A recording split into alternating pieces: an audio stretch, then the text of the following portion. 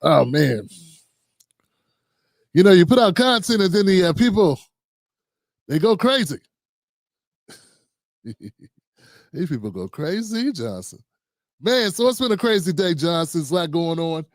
We here at the Tim Black Show want to just keep on standing on business. That's it. Nothing too crazy about it. Just gonna stand on business. Hopefully, well, thankfully, we have an audience that appreciates that. Yeah. How y'all doing, Wolfpack?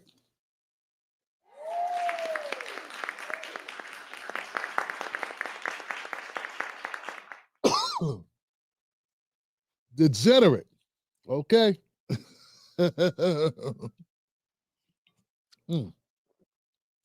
El Shiba. Quince. Yeah. Rude Boy. Cat Negrita. True Lion. Who's in the house?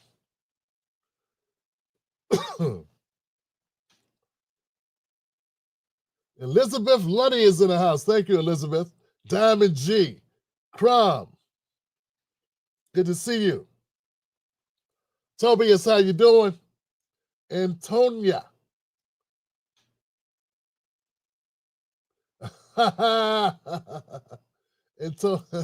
Antonia said, ninjas fall asleep. Waiting on your ass.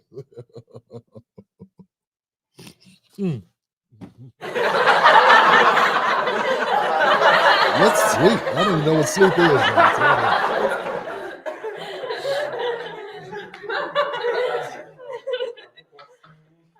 Yo. Man, I want to thank you for coming up tonight to check it out. Yeah, you in the house tonight, folks. I'm scrolling and Anthony Robinson, D. Harris.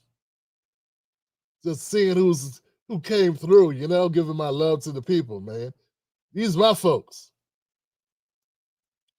I've been seeing some of these names for years, man. You know? It's a beautiful thing, man. Beautiful thing, beautiful thing, beautiful thing. Look, guys, there's so much happening, man. I tried to boil it down and just kind of try to get to it tonight, man. So much going on. Trying to wear this tie without wearing this tie. You know what I'm saying? I mean, I want to wear it, but I don't want to wear it. You know what I'm saying?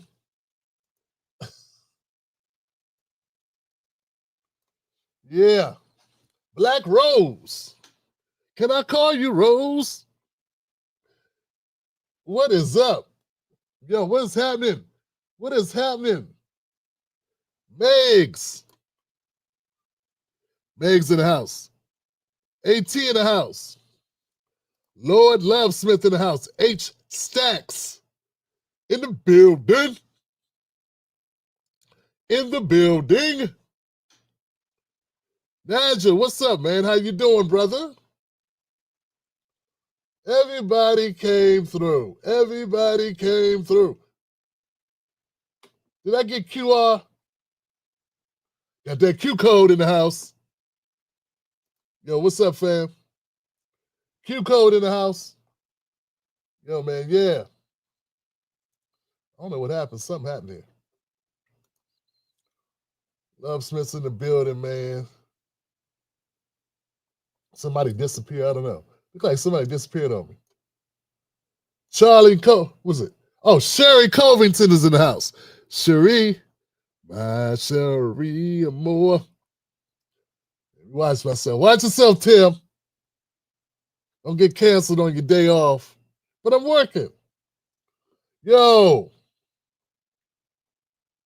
Man, these people crazy out here, guys. These people are so certifiably crazy out here in this world, man. The internet is full of people that are in real life. Remember that. Abdullah bin Bobby Attab. I know I did bad at that, but I wanted to show you love. I wanted to show you I would try, Johnson. I would try to do it right. I'm not scared of a little bit of work, even if it's hard work. Hard work is good work. Hard work is good work. Okay, guys. It's there's so much happening, man. I'm telling you, I got yeah, what can I tell you? What, Black Mamba came through anyway. Black Mamba's in the house. She popped in. Give it up for that sister, man. Can't hold a Black Mamba down, man. You can't do it. Purple Mamba, she sit out all the time. Purple Mamba, you can't even find Purple Mamba. But Black Mamba is gonna do what she gotta do when she can do it. Man, I'm trying to tell you, these people be tripping. Now, the title of tonight's show is CNN Melts Down, Media Gaslights and Trump's Tariffs Hit Home. Kinda. Kinda. So much happening.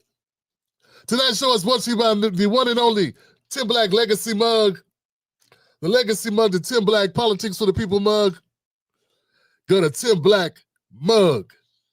TimBlackMug.com to get your mug. It's a mean mug. Don't mean mug me, but get your mean mug at TimBlackMug.com. Dishwasher, microwave, and hater safe. Put any tears in it you want. Progressive tears, liberal tears, conservative tears. Just put the tears in there. You know, it is what it is. Stop my screen. It's all crazy. It's all in my videos and stuff. What are we gonna do with these people, man? What are we gonna do with them? What are we gonna do with the people, John? So we gonna educate them, or what are we gonna do? I'm trying to tell y'all, I was looking at some content today, man. I got so much to discuss. It's like, whatever, man. You know? Whatever. I'm beginning to think these people don't mean well. You know? I'm beginning to think they don't mean so well. They don't mean us any good, Johnson. That's what I'm starting to believe. Some of these people are just bad people. See if I can grab something. So, remember, guys, always, you can hit me up at tim@timblacktv.com.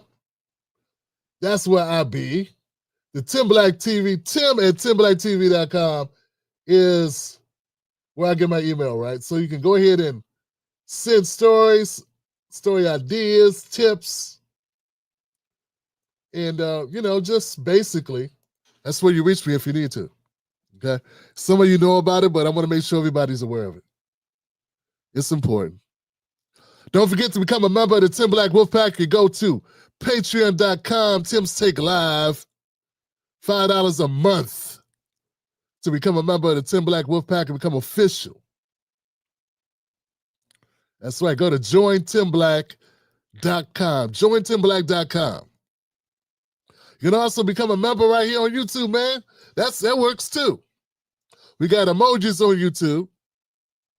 And, got special people, they express themselves. Sometimes they want to be Paul Mooney. They put the Paul Mooney on. Sometimes they want to be like Baldwin. They throw the Baldwin on. I need to update it, though. I got to update some of my emojis I got in there. I gotta put some new ones on there. Get some new emojis on the board, fam. So hit like. Tonight's goal is,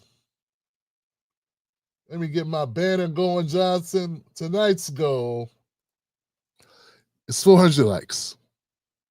We need 400 likes, folks. If you're watching this on X or Facebook,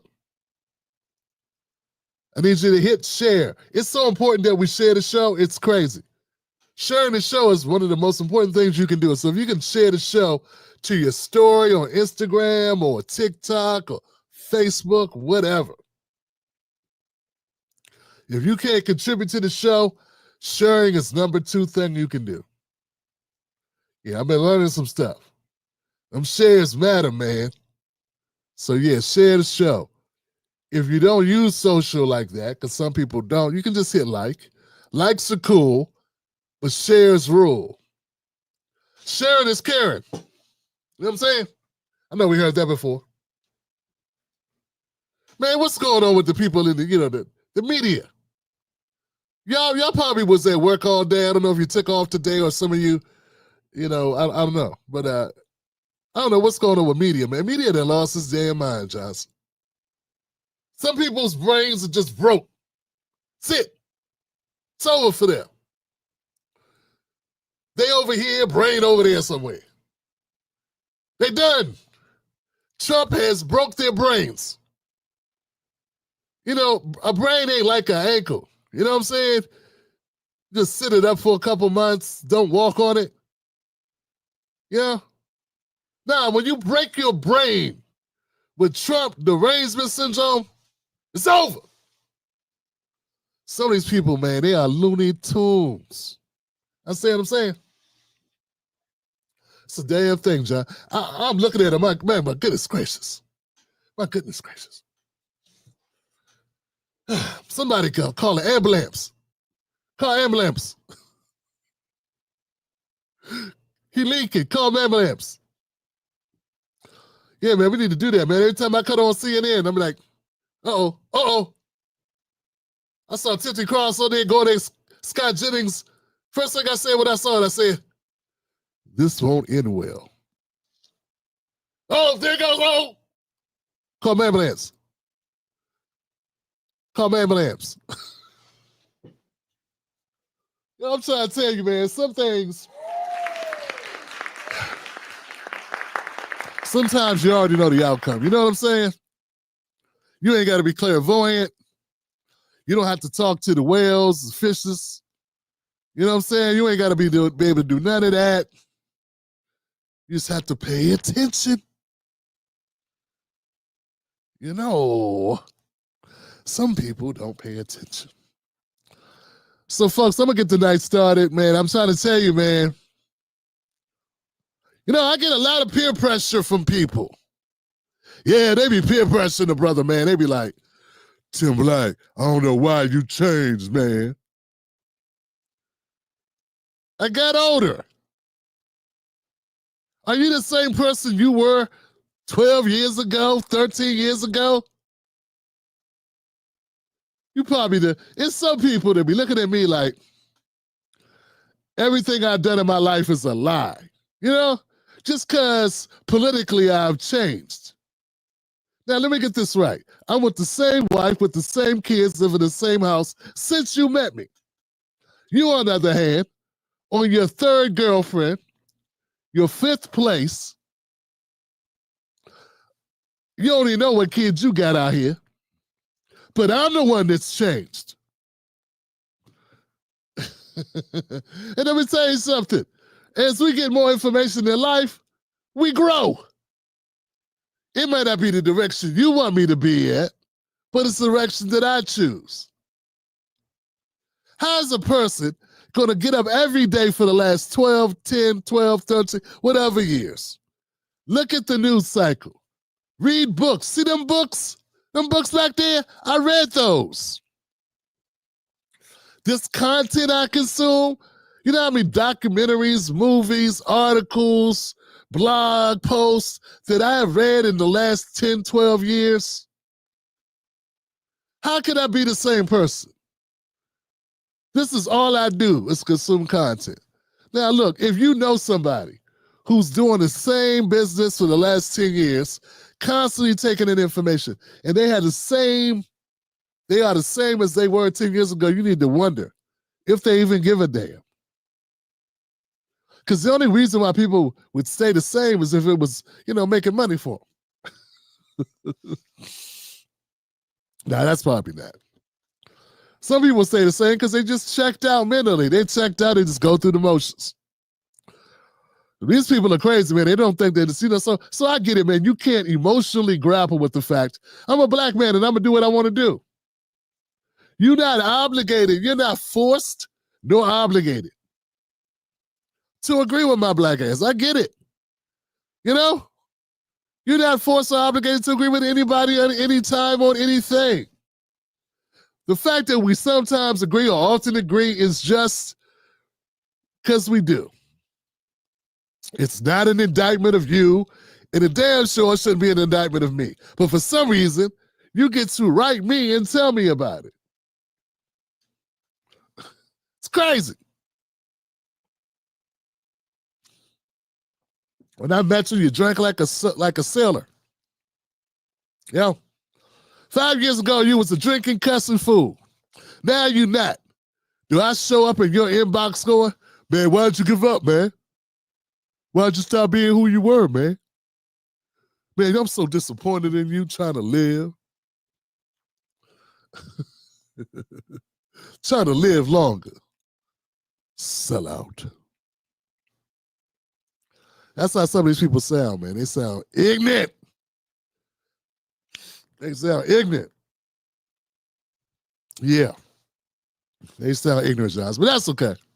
Everybody got to be ignorant sometimes. I get it. It's okay to change your opinion on stuff, man. In fact, it just means you're paying attention because you're taking in new information. So I'm just saying that. Y'all ready to get going, fam?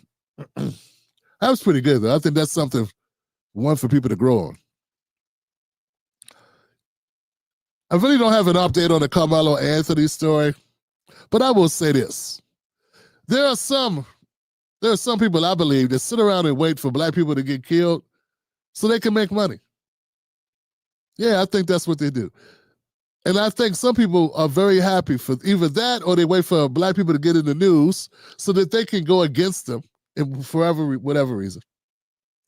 So that they can raise their profile amongst the whites or the conservatives or the black conservatives or the white conservatives. You know what I'm saying? Yeah. I saw this moron going on and on. Hey, Carmelo Anthony. It's obvious he was raised by a single father. He's an idiot, and you know how young black people are. They're this and that, this and that, this and that. And I'm like, when you find out, as I found out, that Austin Metcalf is the one from a broken home, when you find out that Carmelo has a very loving home, and, no priors or nothing, just chilling, will you then apply your logic to the other guys? Will you still keep your same argument? I get you. Are you going to use it for the white guy? Of course not.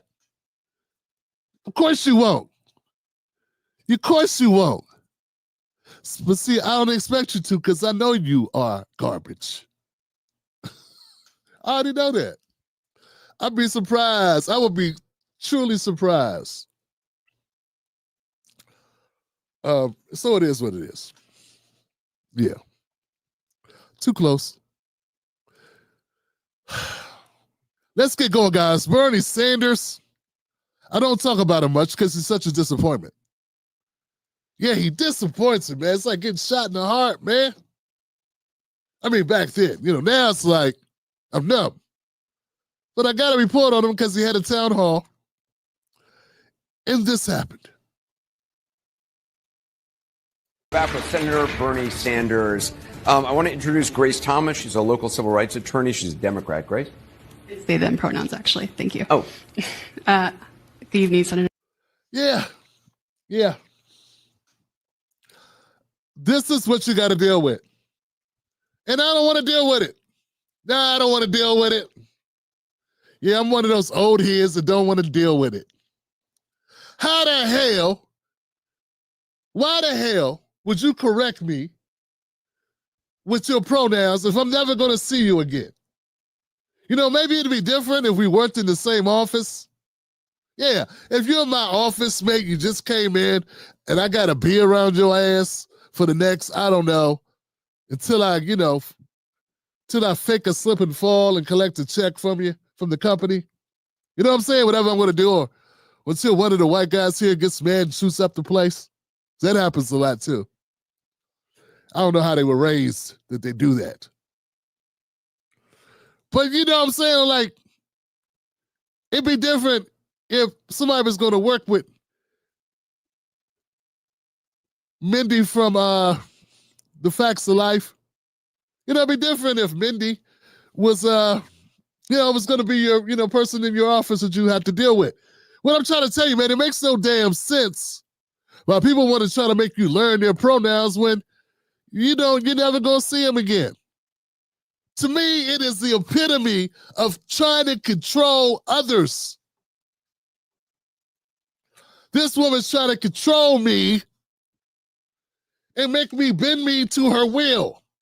And damn it, I'm not going to let you bend me to your will. I have an agency over how I talk. These are my words.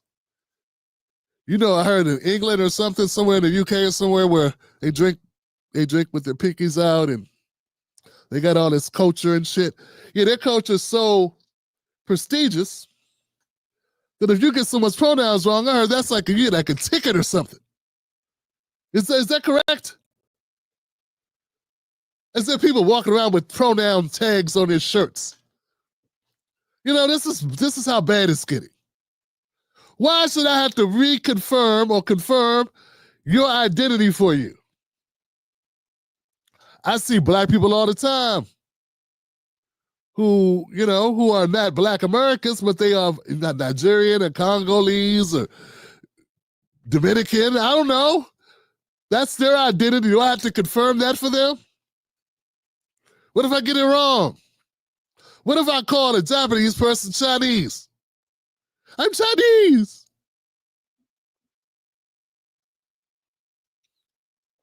That gonna be a ticket too? Now don't get me wrong, man. If you work in an office with somebody, you're gonna be there for some foreseeable time in the future, right? You might have a reason. Like your kids. You don't want to disown them right away. They're not 18 yet. You can't kick them out, so you got to be around them. And if they say, "Hey, I want to be a they, them, they," then maybe you should, or you just start calling them, "Hey," No, just, I can see you doing it then. But I don't understand why I meet you walking down the street. "Hey, how you doing, man?" "I'm not a man." I don't care. Doesn't matter to me. So anyway, what I also thought was interesting about this encounter, look at the way Bernie reacts to her. He looks like he just saw, Bernie just saw, I don't know. He just saw the alien. He just saw one of those spores like creatures from The Rest of Us, The Last of Us, one of those things, the spores, them things. It's like, and the head pops out and it's from a plant, but it's got legs and it's invincible. Spawn, something like that. Look at the way Bernie reacts. We're back with Senator Bernie Sanders. I want to introduce Grace Thomas. She's a local civil rights attorney. She's a Democrat. Grace? They, them pronouns, actually. Thank you. Oh. Good evening, Senator Sanders. Polling and turnout data indicate that men of all racial demographics are turning away. Look at the way Bernie's looking at her. Bernie's looking at Mindy from Facts of Life like, what the hell is... When did Pipper Pone Stocking? Well, I forget her name. It was Long Stocking. What the hell is wrong with her? You see, Bernie be faking like he all progressive. Bernie ain't progressive like that.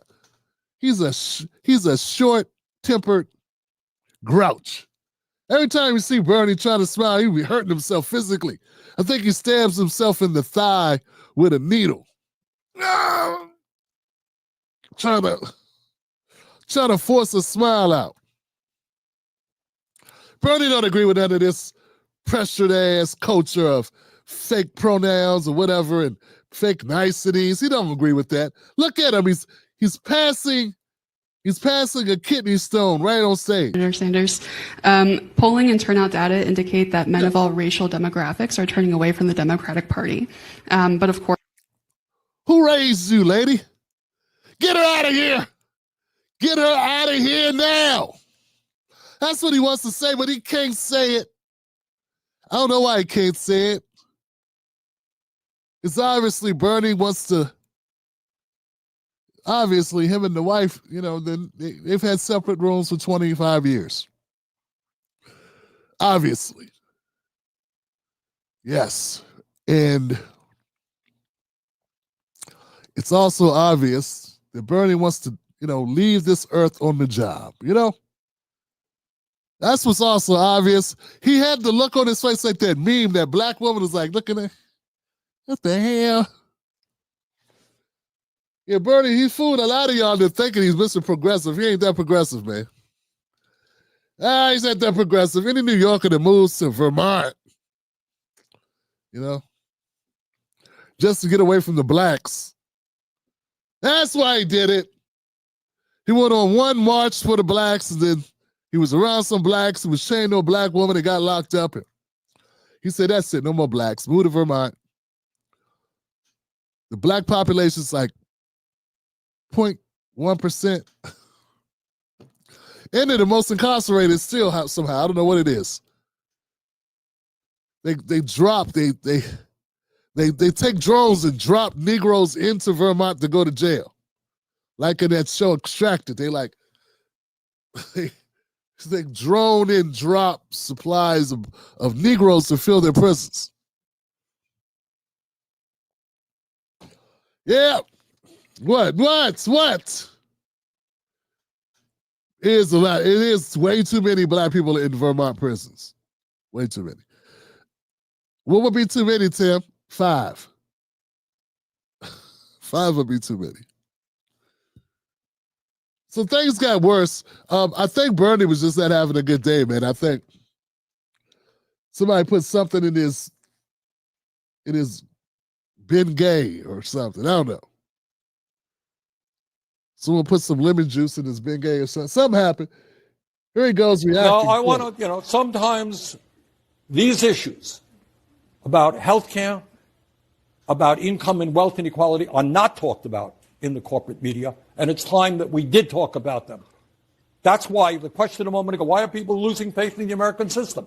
We don't talk about it on CNN. We don't talk about it in Congress. It's because they understand that a handful of billionaires exert enormous influence, and that has got to change. So I'm running around the country with Alexandria and other people. What we are trying to do is demand that working class people begin to stand up and fight for their rights. There is no reason we should be the only major country not to have health care, not to have paid family and medical leave, et cetera, et cetera. Why we have the highest rate of childhood poverty, almost any major country. 22% of our seniors living on $15,000 a year. Anybody here think that makes sense? No. All right, it doesn't. But you got to get CNN to talk about these issues. You got to get your members of Congress to talk about these issues.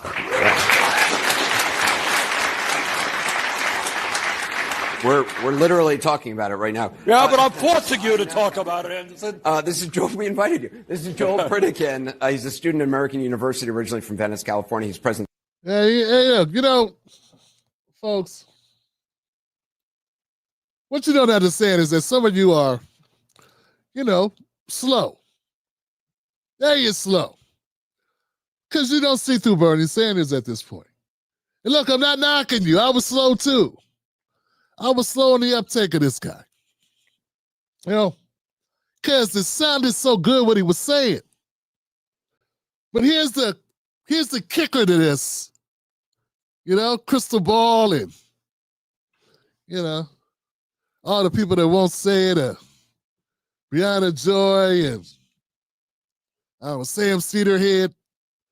Here's what they don't say. Everything Bernie just listed, everything he just complained about, everything he just mentioned, no matter how spot on it was, existed before Trump. And Bernie wasn't saying it. Yeah, he wasn't saying it. Bernie was busy trying to get that guy reelected, talking about how that guy should be president again. Even though for 4 years, all those conditions that Bernie describes were going on under his tenure. And Bernie rode with it anyway.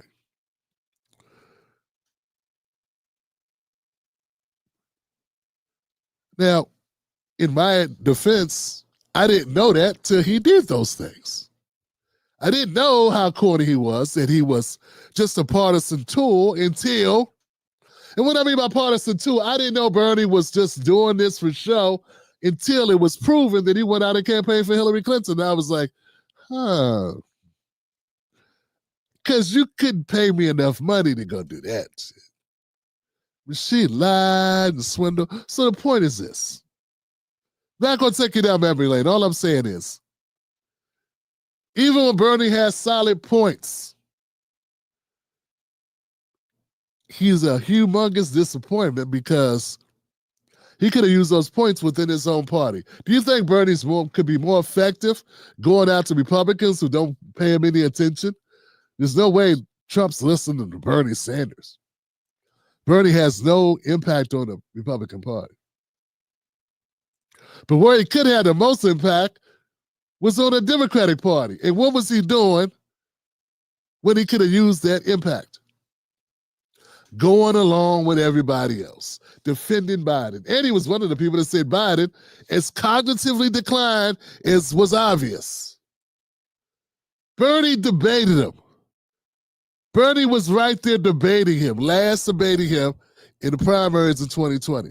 You don't think Bernie couldn't see the drop-off just 6-9 months later? What was Bernie? What was he talking about? He was defending the powers that be. So for all that talk, for all that rhetoric, for all the memorized lines, he's just playing the game just like everybody else. And that, my friends, is nothing to celebrate. And once you know it, you can't unknow it. All right. Next topic. Yeah, baby. It is what it is. Hit the like button for more content here by the Tim Black Show. Hit the like button. Let people know that you're watching the YouTube channel, that you're watching this broadcast, so that maybe the algorithm will be like, hey, check out the Tim Black Show, people. Next up.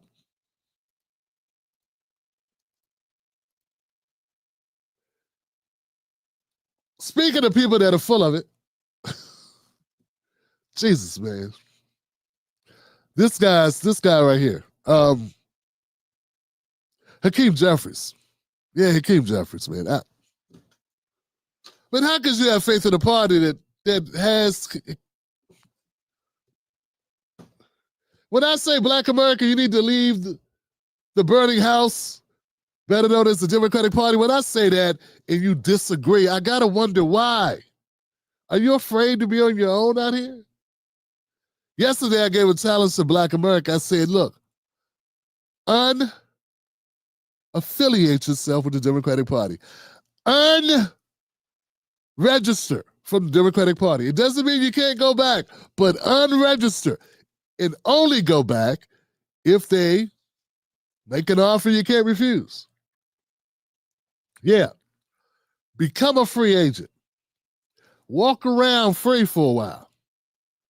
Read a book without fear of master beating you. You know, watch a broadcast or, a live stream of Trump without fear of something happening to you. Check out a libertarian. You know what I'm saying? Find out what they're talking about. Go to a Green Party event or watch some Green Party stuff. Check out Uncle West, Cornel West thing, Uncle Nearest. Drink some Uncle Nearest and watch some Uncle West. And know what you disagree with. Not based on things you heard, but things you learn. You may disagree with everything that you hear, but then at least you'll know that you disagree with it fundamentally. Not just because, what we gonna do if we ain't Democrat? Because I always got people saying, Tim Black, what's the next step? What do we do? Leave the Democratic Party is what you do. Make them earn your vote.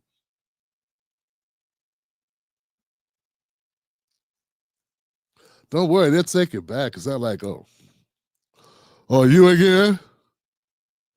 Thought you liked it out there, sweetheart. Thought you was going to stay at your friend's house.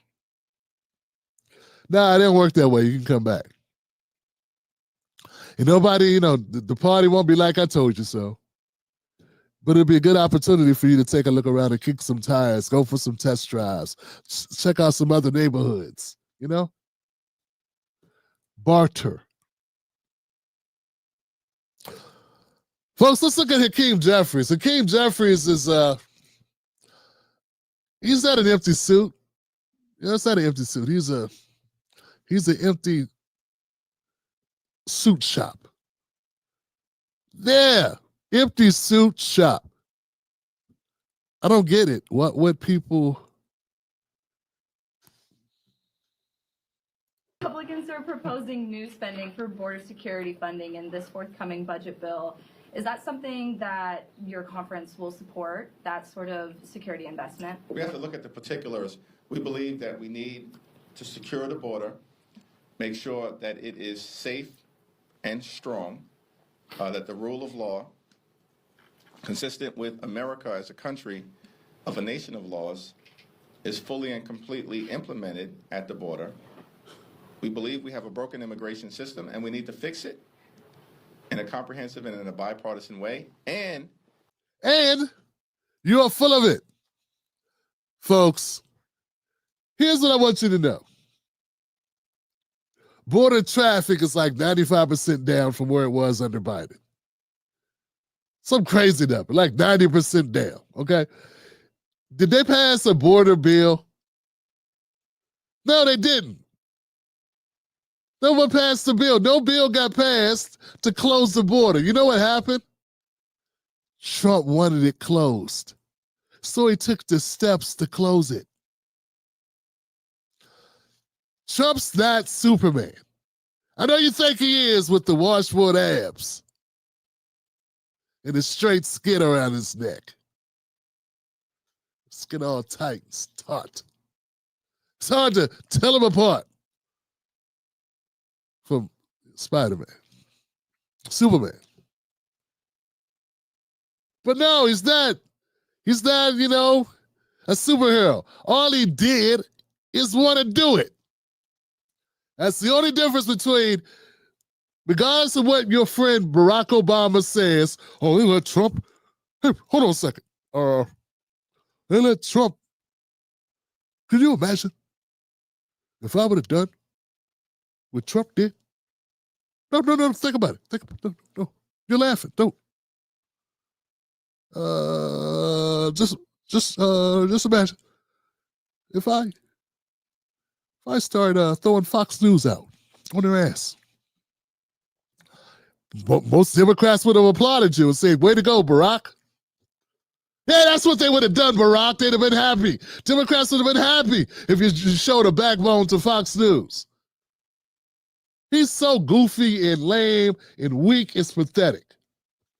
Just pretentious and airs. He wasn't that way when it was time to drone strike on them American citizens on foreign soil without due process, was he? Everybody keeps talking about Trump. Oh, he deported 9 U.S. citizens without due process.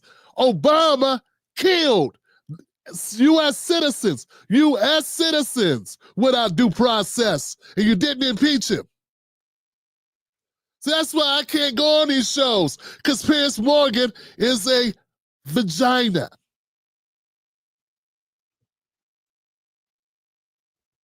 Because somebody might say something real and shut shit down.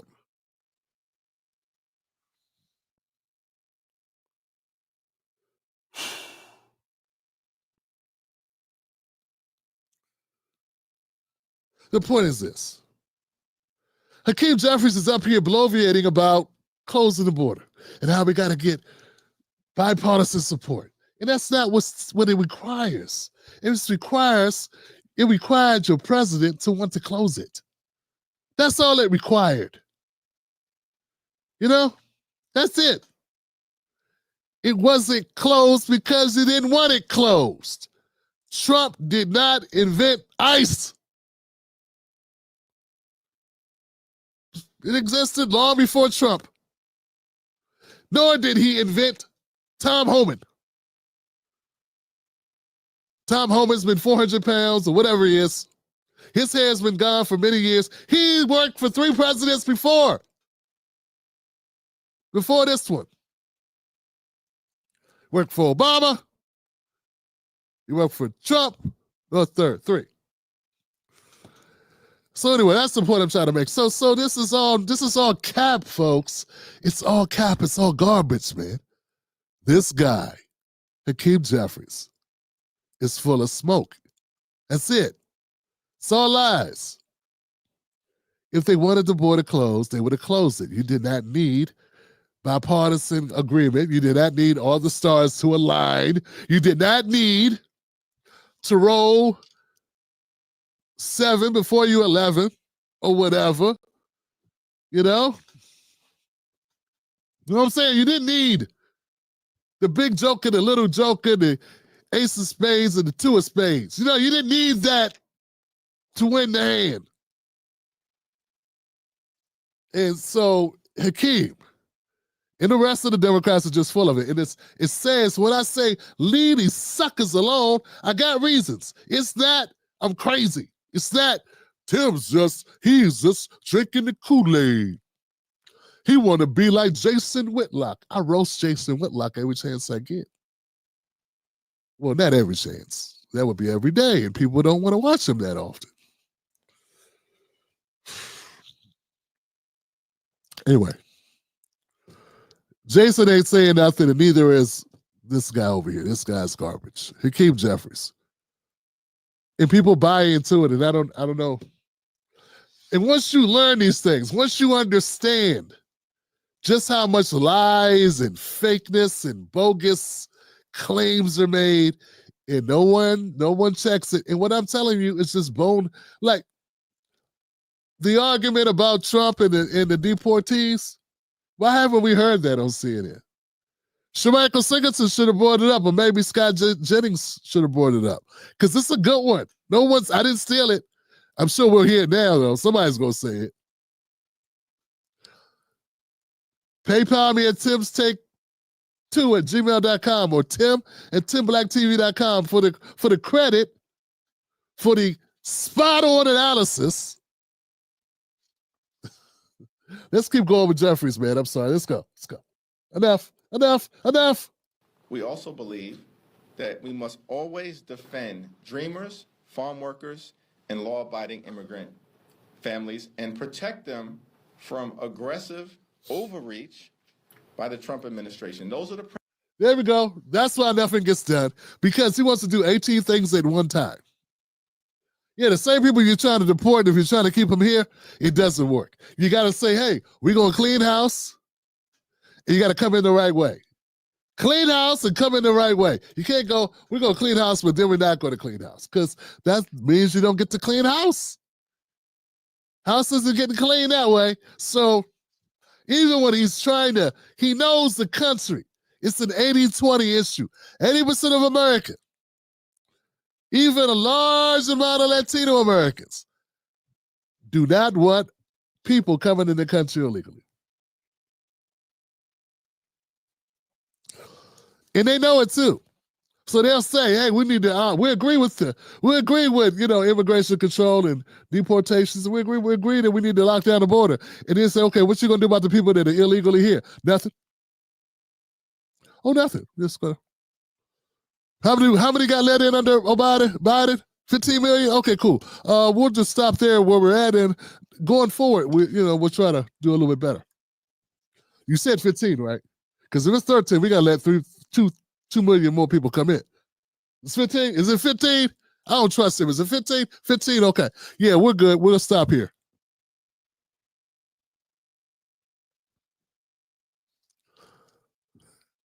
Let's keep going, guys. Hit the like button if this segment made any sense to you, and if you're tired of being lied to.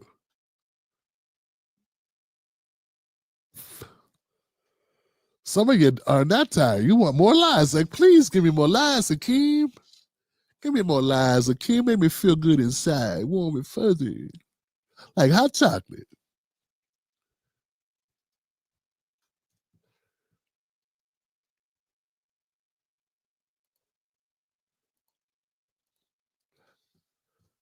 Trump is on the hot seat, folks. Make no mistake about it. They try to put him on the hot seat. Oh, they put him on the hot seat. You know what I like about it, though? I like the fact that he's doing something. He ain't going to be able to hide from it. Nah, he ain't going to be able to throw rocks and hide his hand. It's right on the world stage. The entire globe is watching. And if it's successful, we'll be able to know. And if it's unsuccessful, we're going to know that too. Yeah, it's going to be very obvious. And that's the cost of doing business. I'm not going to defend or try to brace the fall or catch him when he weeble wobbles and he falls down. I'm not going to put him back together again, but neither am I going to push him. See how that works? Whatever happens here from these tariffs, it's going to show if it was a good idea or not. And it may take time to figure this out. It may take time. Of course, the Democrats can't give them time. They got exactly 18 months to the midterms. So right now it's time for full court press. It's saying that every time they see anything going on in the stock market, it's time to say it's recession time. Democrats are praying for a recession.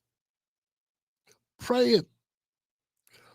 I saw Pramila Jayapal and Ilhan Omar willing to sacrifice Somali children to the god of Kukitikabuka if he would grant them a recession upon the United States. They were literally praying. They were doing this tribal thing with dolls and sticking them with pins and stuff. I don't know why the doll looked like Elizabeth Warren, but it did. It was funny. It was like a Howdy Doody doll. I looked closer. It was Elizabeth Warren was a doll they were using. Anyway, weird things you notice, man. Weird things going on in that squad. Weird. Y'all know Presley had on an Afro wig. Things be happening that don't make sense. But here goes Trump trying to explain why he's doing what he's doing. And I want to hear him out. Somebody had to do it. I am the chosen one. Somebody had to do it. So I'm taking on China. I'm taking on China on trade. And you know what? We're winning because we're the piggy bank. We're the one that all these countries, including the European Union. Yeah, Trump just called himself the chosen one. Okay, here goes the rule, guy. Here's the rule, folks. Here's the rule. Next time there's somebody, we'll see it in an MSNBC or CBS or ABC or wherever. They still got an NPR. I don't know if they still got an NPR. Anyway, anytime there's a debate about Trump being, overly cocky or something, yeah, let him have that point. Yeah. Either that or say he's really fond of Eddie Murphy movies like The Golden Child. He just said he was the chosen one. That's not something you're going to hear every day. It's kind of making it hard not to call him a dictator when he says shit like that. I am the chosen one. It's kind of hard. It's kind of hard to make the argument. I mean, I think it's funny too, but I'm just saying, it just seems it's like a lot of the Trump people got to just try to ignore their own hearing. And we're not going to do that here. We're going to listen and we hear things. We're going to respond to them like an adult, like a reasonable human being. We're not going to clutch pearls. We don't wear pearls. I don't wear pearls, so I'm not going to clutch pearls, pull my hair out. I don't have hair. I'm not going to run down the street with my hair on fire, right? Every time he says something, like a deranged lunatic, right? Looking for cameras to fall out. Like that white lady fell out in that apartment. You see that? Ah!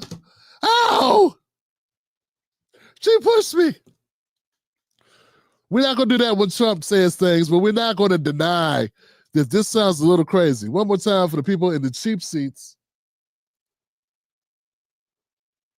Run that tape. So somebody had to do it. I am the chosen one. Somebody had to do it. So I'm taking on China. I'm taking on China on trade. And you know what? we're winning because we're the piggy bank. We're the one that all these countries, including the European Union, wants to rob and takes advantage of. European Union, $200 billion. China, more than $500 billion.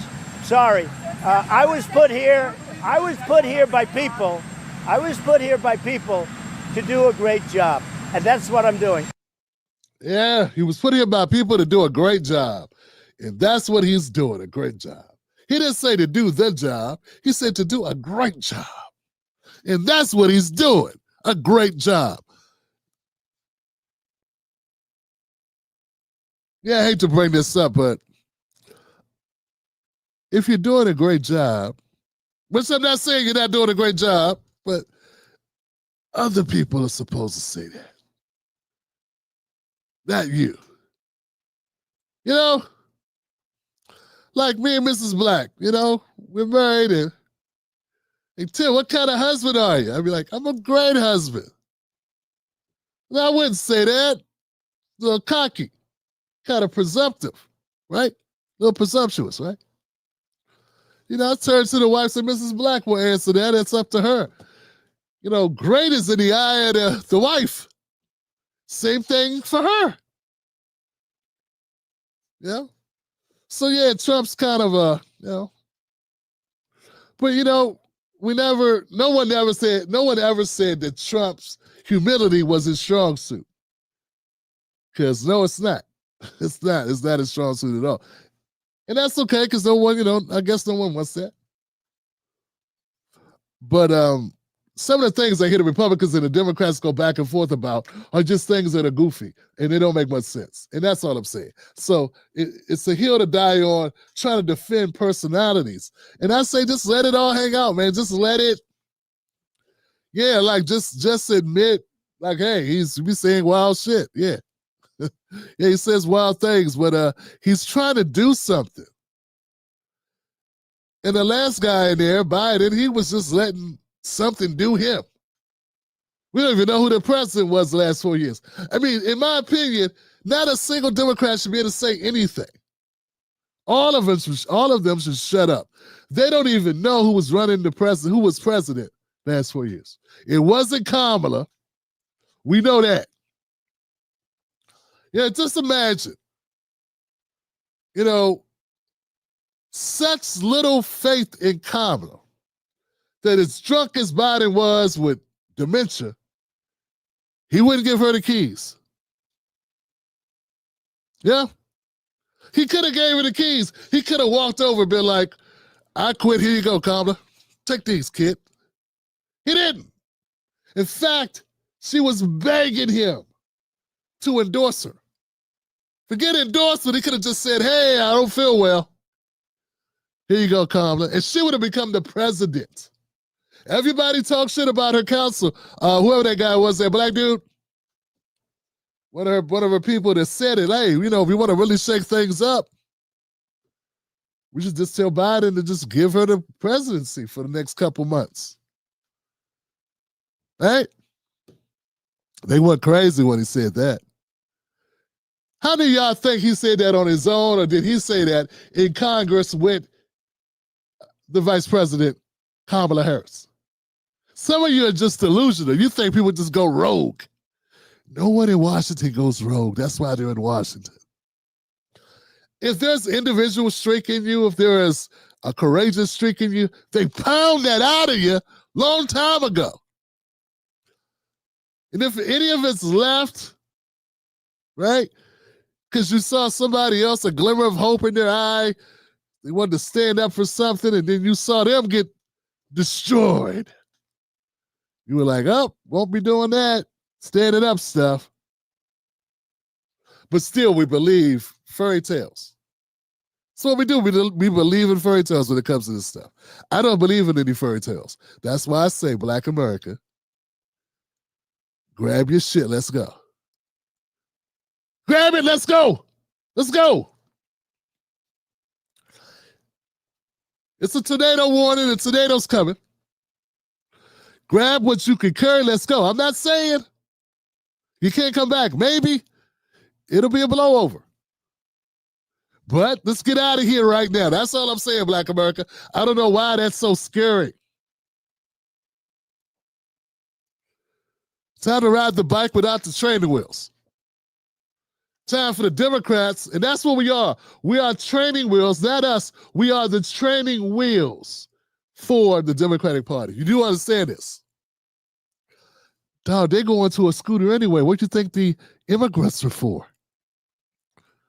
This is your last opportunity. And instead of all these talking heads, all these very smart people with all these degrees, all these black smartasses, they all know it. This is our last opportunity. It's over after this. After these migrants, after this 4 years with Trump, that's it. Oh, man, that's it. You're effectively are neutralized as a voting bloc. I'm telling you, it's it. And these sellouts aren't telling you because they're going to get their money anyway. They're fine with it. Why do you think 10 to 15 million people were allowed to come in? What do you think was going on?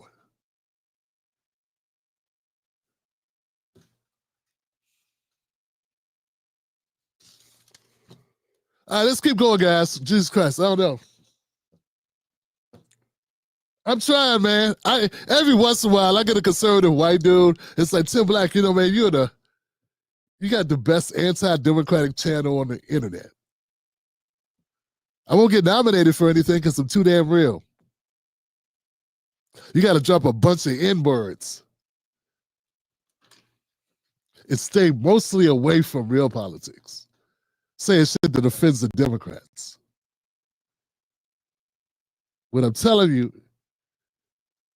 is the straight dope. Speaking of straight dope, folks. Smartest minds across the world are betting on a recession. What are you saying to your business leaders when they're calling you about where this goes next? Well, this is what I'm telling them. With tariffs, an eye for an eye just leaves both people blind. When a government imposes a tariff, it's putting its thumb on the scale.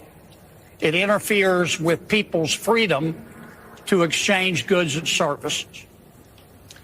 Some countries, China, the best example, have used trade barriers as a weapon to hurt the American economy. You said it. God created the world. Everything else is made in China. President Trump decided to try to change this. And he, as we know, has imposed dramatically higher American tariffs on these countries. But then, at least for me, an extraordinary thing happened. We have 195 countries in the world. Probably 40% have come forward, and instead of bowing up and fighting, they've said, we want to lower our tariffs. Will you lower yours? I frankly never saw that coming. I think it is a wonderful opportunity. Now, I don't want to feign understanding. I do not know what the president is going to do next. There's an internal debate and going on inside and outside the White House. I can just tell you what I would do, Joe. I would pounce on this opportunity like a ninja. And I would use this as an opportunity to reduce, or in some cases, Taiwan, Vietnam, European Union, go to zero reciprocal tariffs. And then we can have free trade, let the best product at the best price win. But I don't want to mislead you. I don't know what the president's going to do next. I know what I hope he does. Yeah, that makes pretty much sense, man. I think it does make sense. And, you know, I think John Kennedy is hilarious. I don't really take him serious, but, you know, I try not to take politicians serious, to be honest with you. So that goes for people that you like. I don't take them serious either. But as far as this is concerned, yeah, if we got some type of alter got some type of counteroffers from a number of countries. Why can't we take that as a win? This is the only thing I can say to this because I'm really not the tariff guy. But I can say this. You do realize that if Trump found a cure for cancer, they spin it as if it was a bad thing. You do know this, right? You are aware that if you're watching any of this corporate media stuff, that no matter what Trump does, it's going to be deemed undemocratic, autocratic, dictatorial, colonizer. These are the ways they're going to be described, no matter what it is. It doesn't matter what it is. It doesn't matter what the reality of it is. This is the way they will articulate it. This will be the narrative. So unless you are willing to look it up and then look up what you're looking up, because if you just go find something on the PBS website and just say, here, Tim, this is what I found out, like that ain't enough. So, yeah. The fortunate thing is we're going to see this play out in our real lives. We're going to see it. We may not know the actual effects, the true effects, until 6 months from now, to really let the dust settle and people take another look at it. Yeah. Because no matter what you do, it's going to be people saying crazy things. Speaking of crazy things being said,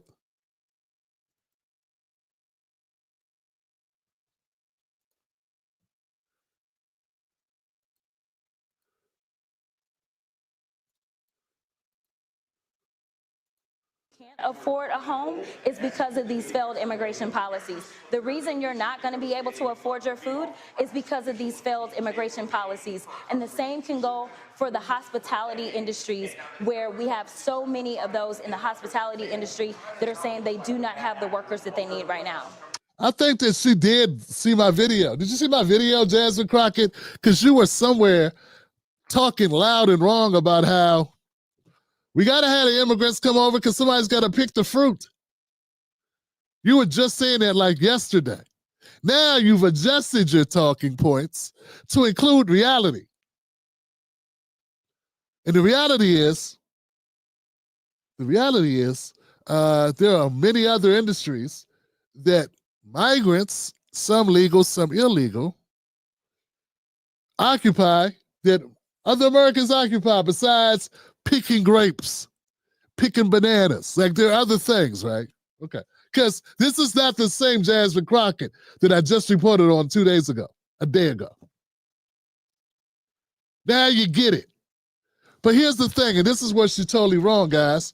She said, you won't be able to get a home. Realm. So I am telling you that this is a failed thing, but we've got to do better to connect the dots and let people know the reason you can't afford a home. The reason you can't afford a home. Let me get this right, guys. See, this is how dumb this is. And this is why I question anybody who tries to tell me that Jasmine Crockett is a sharp tool out of the drawer. Folks, we had people who couldn't get homes in the last 4 years. A lot of people couldn't get homes. Particularly young people. Young people are going through my millennials, my older millennials and my Gen Zs that are just trying to leave the nest. They haven't been able to buy homes. My millennials know exactly what I'm talking about. They weren't able to buy homes under Biden. She's talking as if this 2 months of Trump has stopped houses for people from being able to buy houses. She's talking as if 2 months of Trump has stopped Americans from being able to purchase homes. When we all know that's not the case, right? We know that's not the case. No one will call her out tomorrow. There will be no write-up. There'll be no fact-checking on Mediaite. There'll be no, Anderson Cooper, Crystal Ball, and the people or whatever. I don't know why I'm on Crystal today. I saw a video and I disagreed with her 100%. But Sam Cedar and TYT and I don't know, as much as I say they're to the right, they won't have segments on how much this was full of caca. Now they're going to talk about somebody else and go talking about Trump and how he's ending the world, which is stuff they've been doing for the last 8 years, if not 10 years. But this is the type of thing I'm talking about. This doesn't make any sense. I'm tuned in. I'm zoned in on these issues because they impact Black America so much. How could you be one of those people that say I'm a Black journalist, I'm a Black commentator, and that be zoned in on how immigration impacts Black Americans?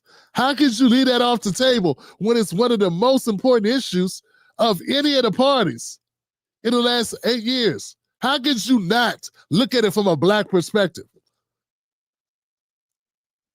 I don't know. The Root doesn't look at it from a Black perspective. The Griot doesn't look at it from a Black perspective. The CBC does not look at it from a Black perspective. Roland Martin does not look at it from a Black perspective.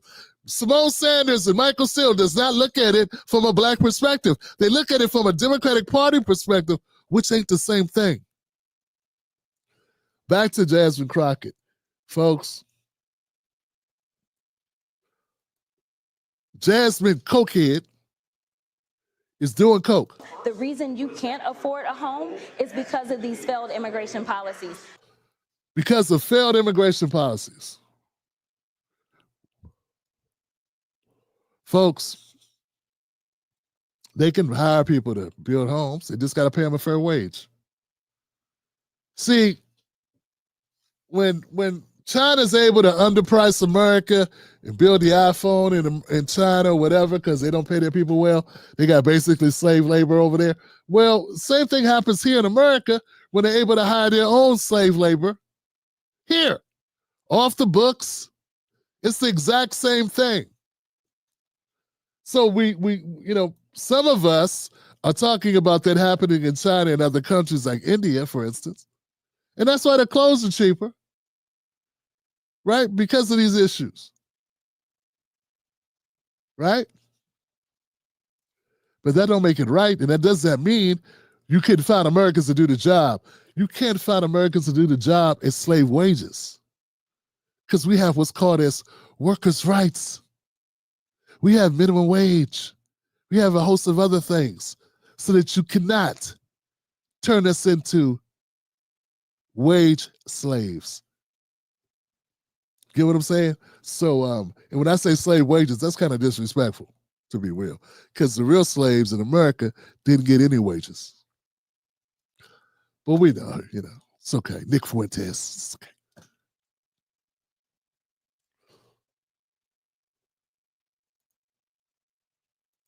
The reason you're not going to be able to afford your food is because of these failed immigration policies.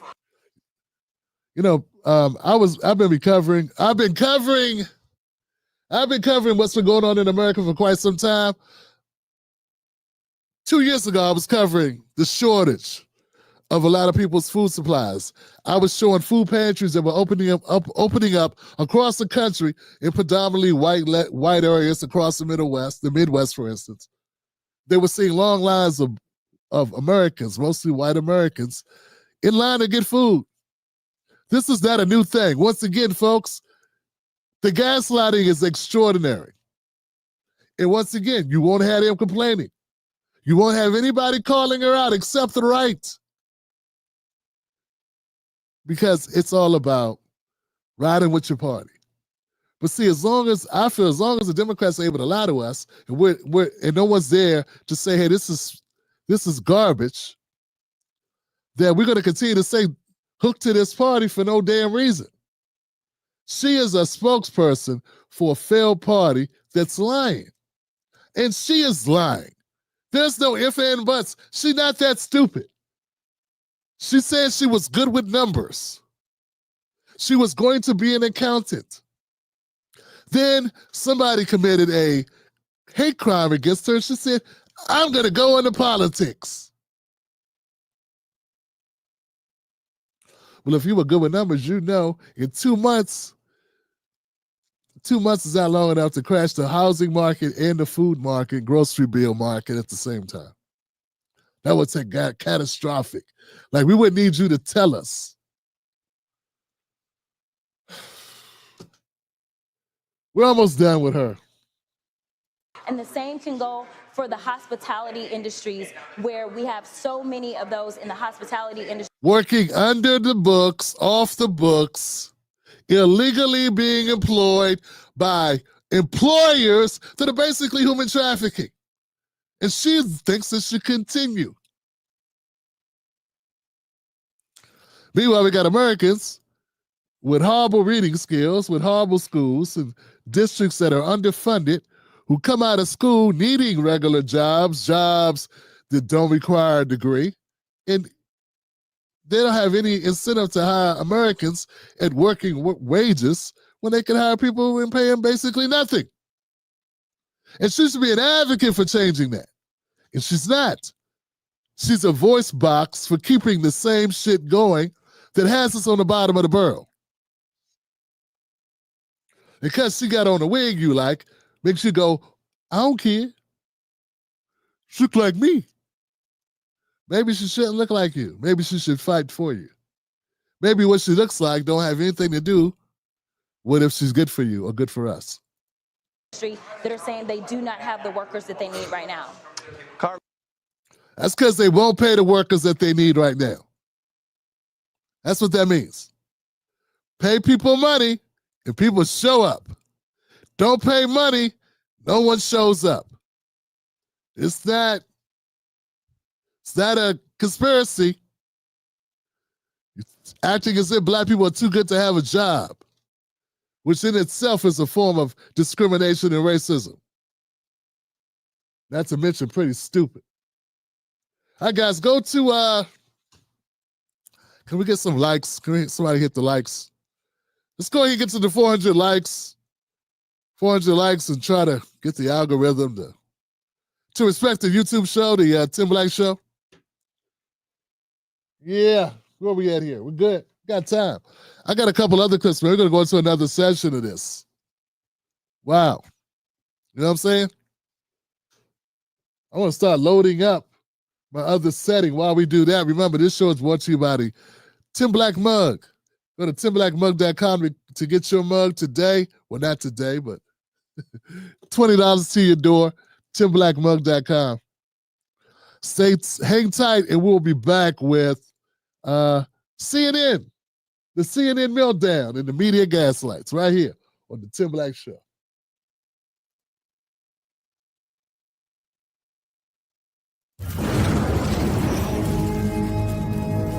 Don't fall for the banana in the tailpipe. Don't be fooled by corporate media talking heads misleading the people. Get your news and information from an entity that keeps it real. Tim Black.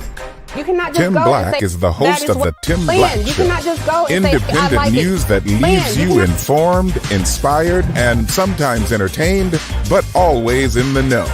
Go to timblacktv.com and sign up today. The Tim Black Show is news for people who can't stand the news. See you there. Most news shows are suspect. They don't focus on black issues, and when they do, it's all fluff. How does that help your life? How does that help your family? How does that help the culture? They don't. The Tim Black Show is different. Tim Black gives you news for people who can't stand the news. Real, authentic, researched, entertaining, on point. Don't let nobody take your cornbread. Visit www.timblacktv.com today. Get black breaking news, politics, culture from someone you can trust. timblacktv.com. Join us today.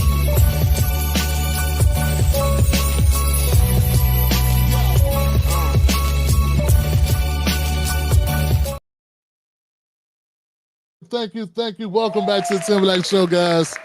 Yeah. That was almost professional. I liked it. That was pretty good. So welcome to the second inning of the Tim Black Show, or the last inning of the show.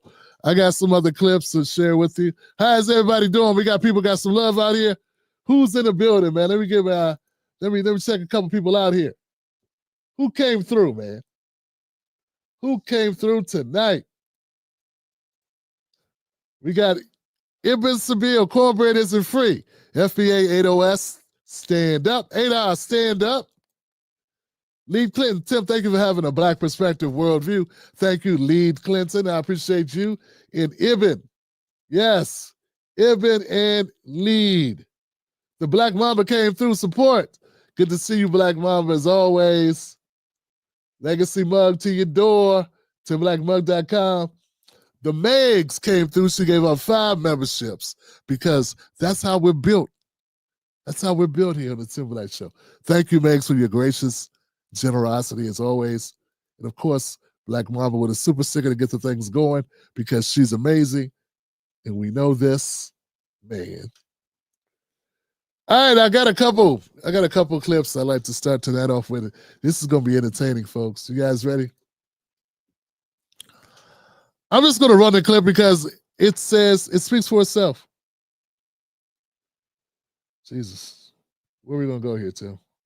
Let's go up here.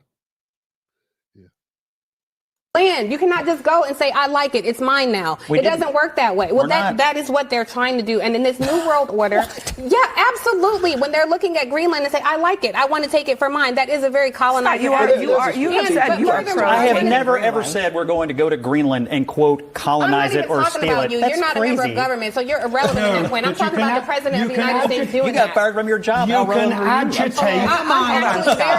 Scott,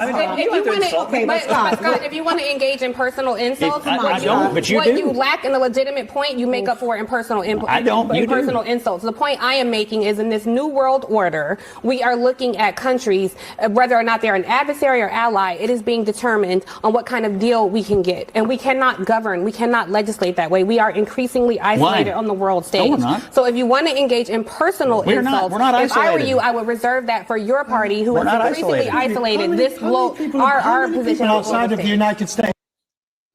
Yo, man, I wanted to be clear here, man, that this was very enjoyable to watch. Yeah, man, I just want to go on the record and say, man, this felt so good to watch. To just see Tiffany Cross get demolished. She got washed. Tiffany Cross got crisscrossed and washed. And it was under her own doing, too. Yeah, you know, the Crossites, they'll never admit it. Now, because they got to play victim. She picked a fight and lost. She picked a fight and lost, Johnson. That's what happened here.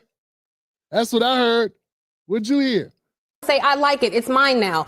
Now they're talking with the hands too. I thought of some of the expressions, some of the waving of the hands, the dismissiveness. I thought it was disrespectful as hell. But you know, can dish it out but can't take it. Here it goes. It doesn't work that way. Well, that is what they're trying to do. And in this new world order, yeah, absolutely. Hands very close to the grill, it appears. Maybe it looks closer from here, but it looks pretty close. When they're looking at Greenland. Disrespectful, I would think. And say, I like it. I want to take it for mine. That is a very colonized. You have said you are. I have never ever said we're going to go to Greenland and quote colonize it or steal it. You're not a member of government, so you're irrelevant at that point. I'm talking about the president of the United States doing that. You got fired from your job. You can agitate. To Greenland and quote colonize it or steal it. You're not a member of government, so you're irrelevant at that point. I'm talking about the president of the United States doing that. You got fired from your job. You can agitate. He says, you know, you insulted me. You wanted to insult me. So he hit her back. You said he was irrelevant. He said you were irrelevant. Somehow when he says you're irrelevant, then we get to sulk and complain that he said the same thing. You labeled him irrelevant. He labels you irrelevant. You said he was irrelevant because he no longer works in the White House. He said you were irrelevant because you got fired from MSNBC. I think fair is fair. Scott, once upon a time, worked in the White House. I think it was Bush or something. He don't work there no more, obviously. And she took a hit at him for that. Says you're no longer relevant because you now don't work in the White House. And he says you're irrelevant because you lost your job. What's wrong? What's wrong with that? This is the same Tiffany Cross that did the same. She would do it. She would make comments about black men all the time. And then when us black men online, not on the platforms that she's on, not on her show to her face, but you'd have to go into threads and watch videos that she has no reason, shouldn't have to watch any of them. will feel a certain kind of way about us pushing back, about her dumping on us, and there never being a strong black man to say, who the hell told you that, and why are you pulling that out? And why are you putting that out there about black men? The only men that would come on the only men that she would have on her show are people that would agree with her and go along with her philosophy of dogging out black men. So I'm very happy to see her get her comeuppance. This is not nearly enough. No, not even nearly enough. No, I don't feel sorry for you. Yes, I think you're a gaslighter. You've always been. And you play victim at the same time, which is something I can't stand. If you're going to be a bully, if you're going to go at other people, you should know occasionally some of them are going to fight back. Damn, sounds a lot like Austin Metcalf. I feel like I'm in an Austin Metcalf. Yeah, sometimes. Yeah.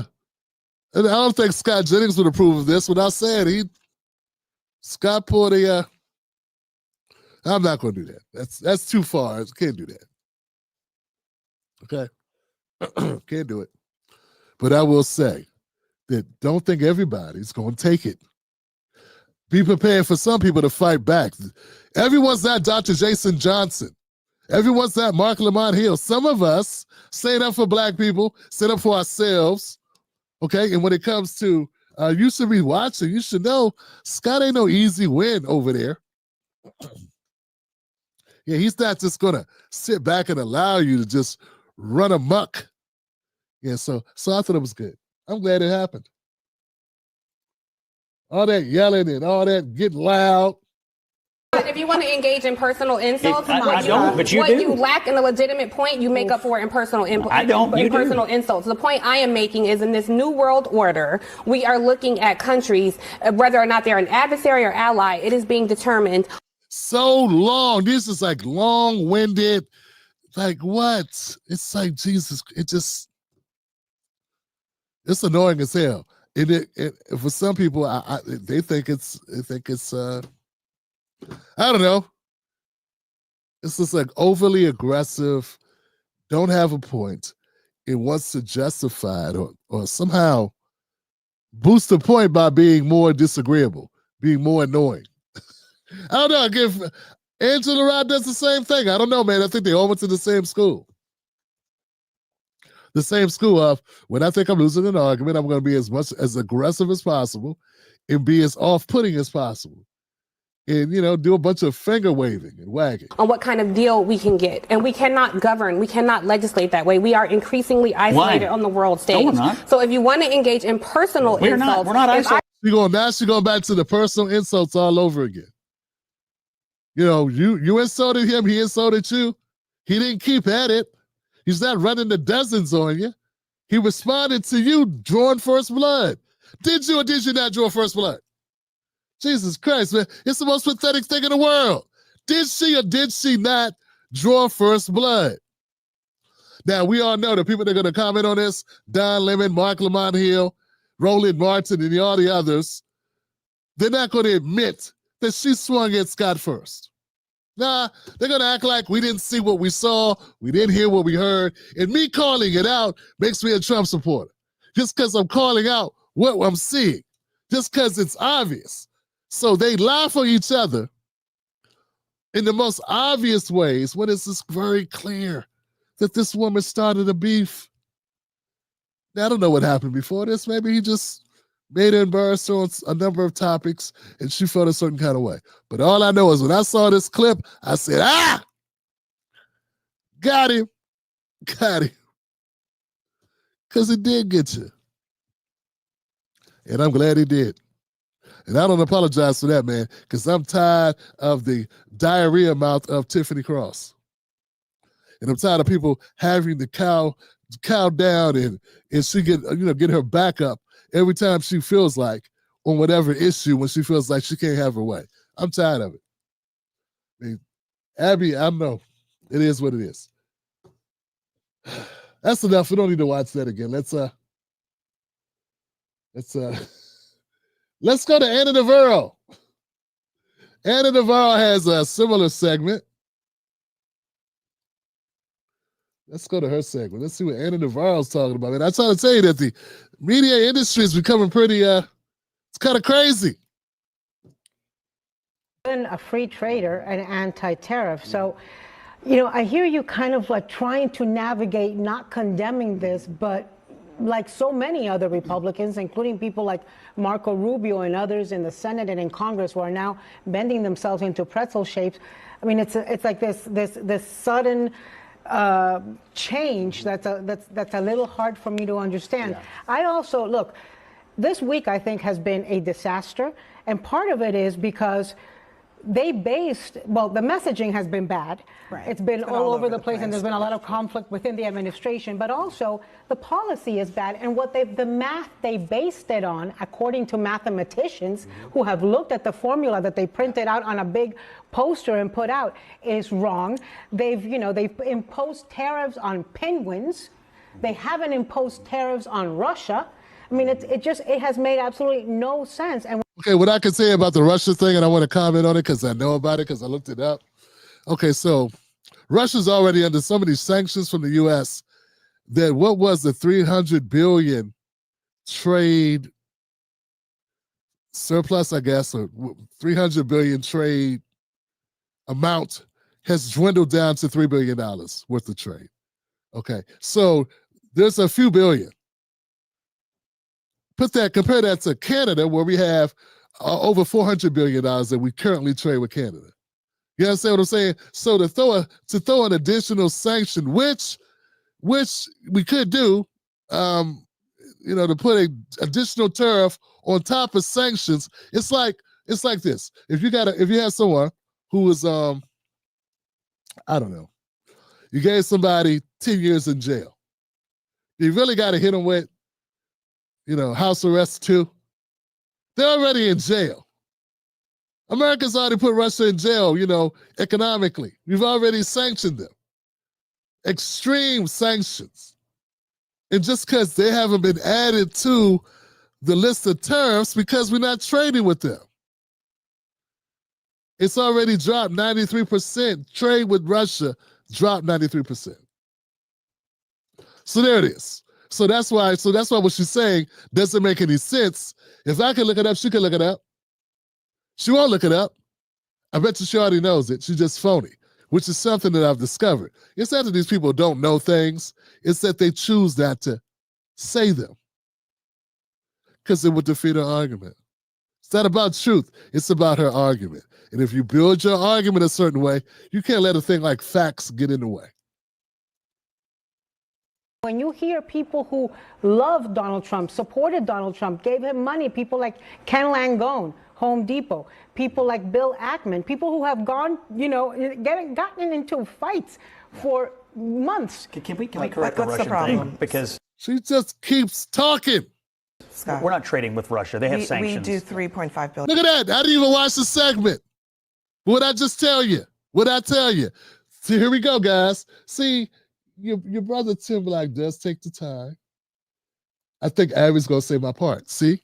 Perfect. Gotten into fights for months. Can we correct the Russian thing? Because Scott, we're not trading with Russia. They have sanctions. We do $3.5 billion. We have sanctions on Russia. Yeah, but I know North Korea. The number is not zero. What we do.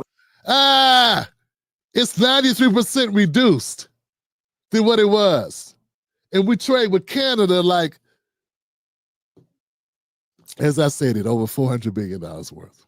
With Russia. The number is zero on the island with the penguins. Yeah, we trade more with Russia than we do with her. Yeah, and the whole issue with that is that some of the countries will go and use their trade and use the address of that island where the penguins live and say it ain't coming from my country, it's coming from this island.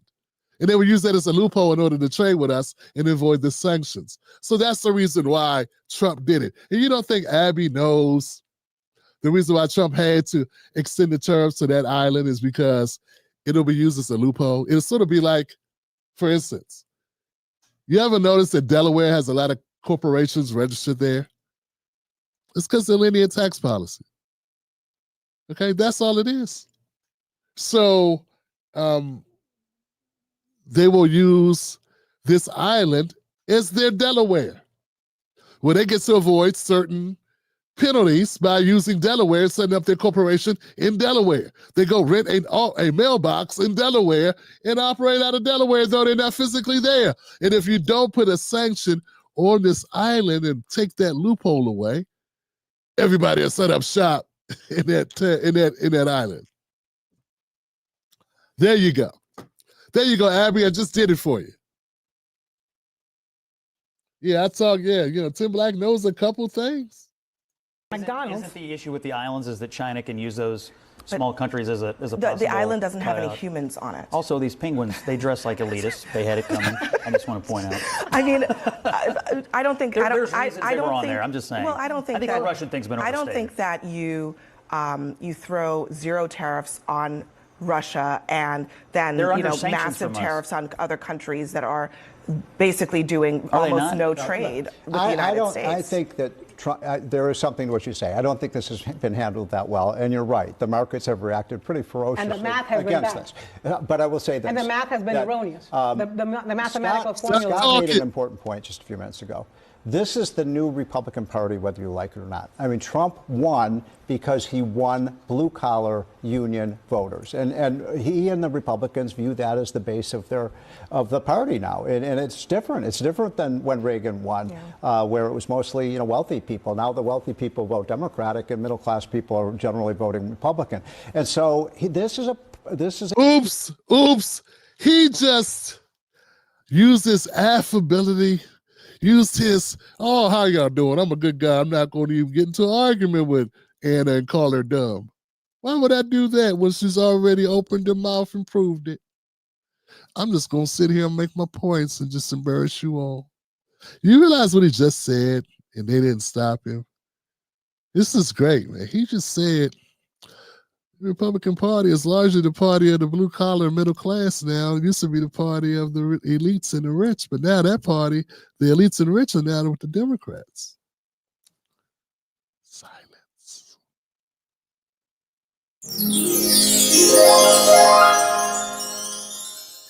Which is what it is. And we know we get all this conversation, all this talking and debates, people throwing out misogyny. Oh, he hates women. That's it right there. Underneath all of the rhetoric, all the finger pointing, the Democrats have become the party of the rich.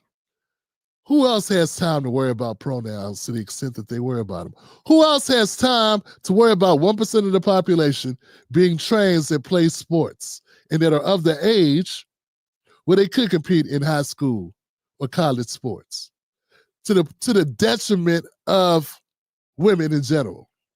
Who are the people? Why would you die on the hill of, I can't tell a woman from a man. I don't know what makes a woman a woman. It would come up with words like birthing person instead of calling a mom. It's a mother. Mother has children. The Democratic Party has become the party of elites and those who are detached from reality. You may not be detached from reality. You may not be an elite. You're in the party of elites. And what's the real backhanded slap to the jaw is that those Democrats who lost those working class people now call those people degenerates, deplorables, and all types of garbage people, which 8 years ago was their base.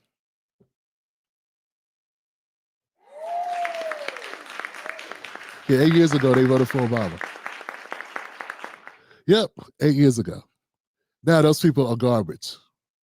And this is what causes.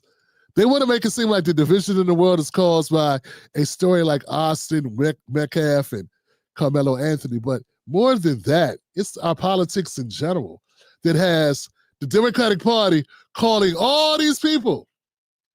What about the Democrats calling all these people who voted for them just 10 years ago, 2008, 15 years ago, 17 years ago? They voted for Obama. And they were, we got an opportunity. Be all we can be. Let's be the change. Yes, we can. And now those same people, you're calling them Klan members and Nazis and fascist lovers. What party's doing that? That party's the Democratic Party. So, America, we always get uptight when it comes to race. I think it's going to be that way I don't know when that's ever going to change. And yes, that's an issue. But make no mistake about it. We would still have racial issues going on in this country. And I say for a large part of it, it's the way the Democratic Party does its politics.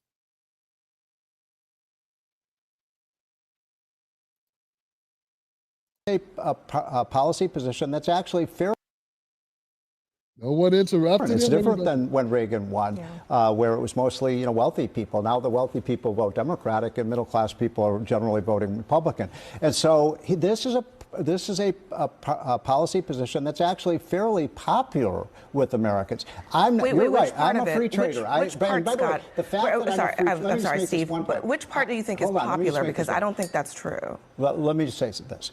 Even though Trump knows I'm a free trade guy, and he knows that I oftentimes oppose these policies, he still calls on me. He likes to get different opinions from different people. And in the end of the day, I'm going to predict this has been a rough period, no question. But Trump is a winner. He's a master negotiator. I think at the end of the day, you're going to have these countries calling him up on the phone one by one and making a deal with them. It's going to be good for what's going to happen to the U.S. economy in the meantime, Abby, Stephen made the point talking about working class voters, and now the Republican Party is more multiracial and working class compared to years before.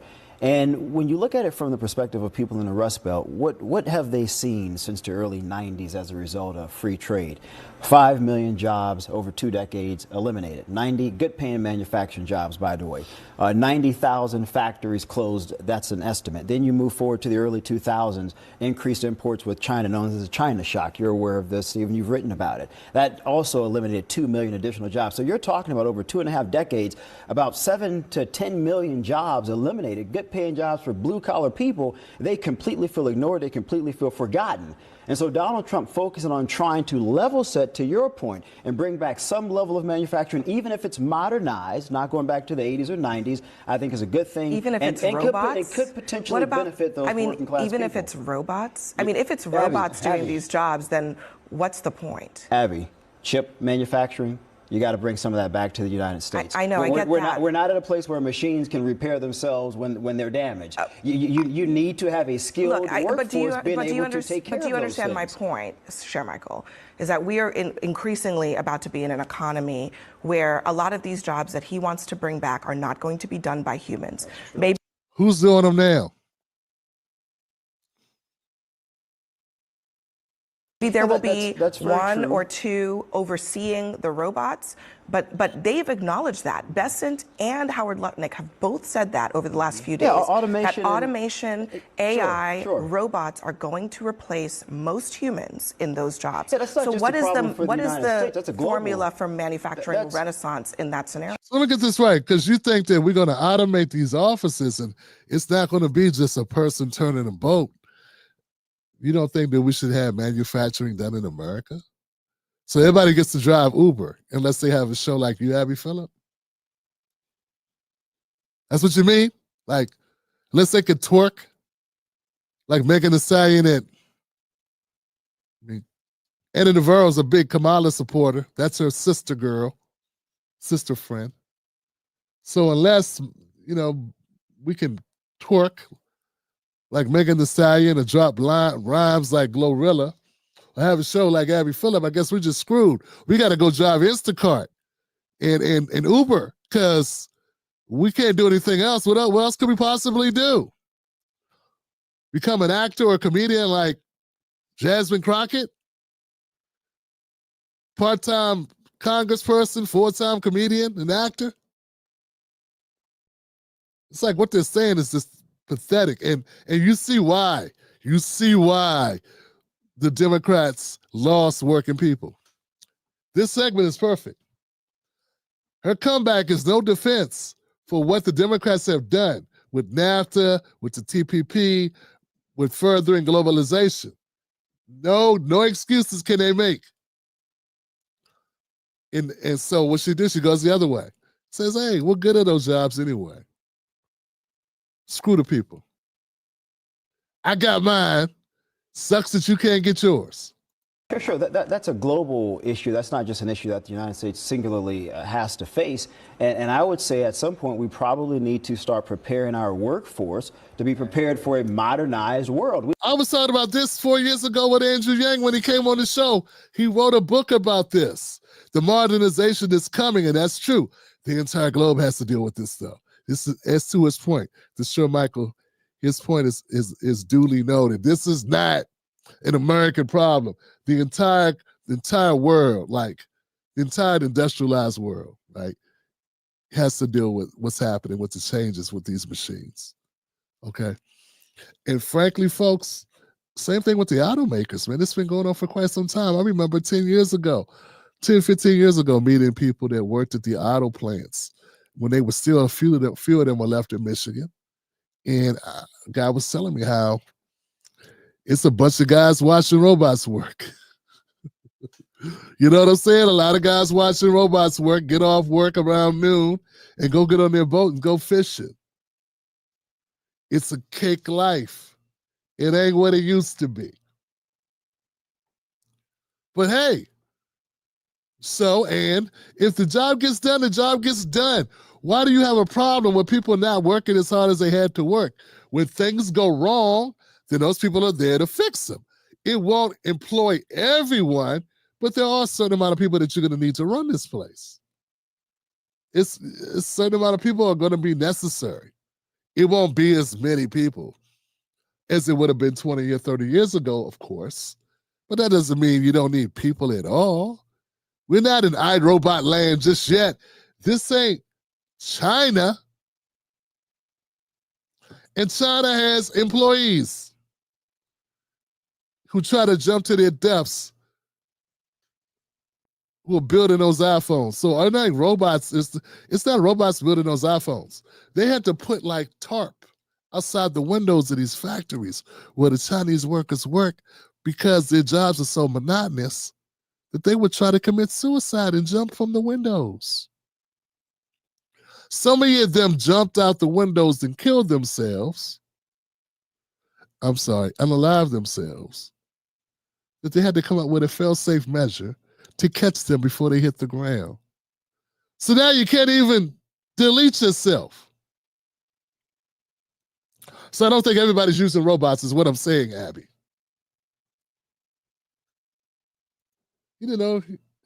We haven't done that in 2 or 3 decades. I guess the question is, how does to have some conversations about returning some jobs to people while we still can, I think is a positive thing. I think that's fine. But that obviates, what we're not talking about is the incredible pain that is going to be felt precisely by the blue collar people, right? Who are going to go to the grocery store, because we're focusing on the markets and we're focusing on Stephen Portnoy having lost $20 million and the billions of dollars that Jeff Bezos has lost and Elon Musk and all of that.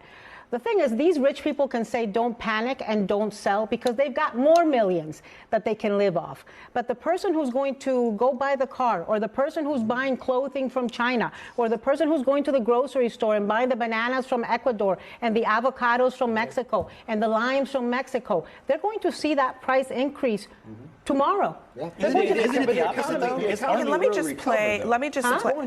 Hang on a second. Let me. Do you understand that there are people in this country who cannot endure short-term pain? Of course, but you know what? Let me just go through a couple points. In 1987, we talked about the S&P falling 10%. We've only seen this 4 times.